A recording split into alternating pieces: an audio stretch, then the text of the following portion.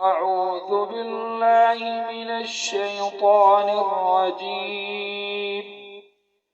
بسم الله الرحمن الرحيم.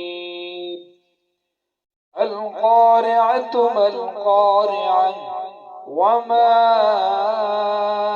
أدراك ما القارعة يوم يكون الناس كالفراش المبثوث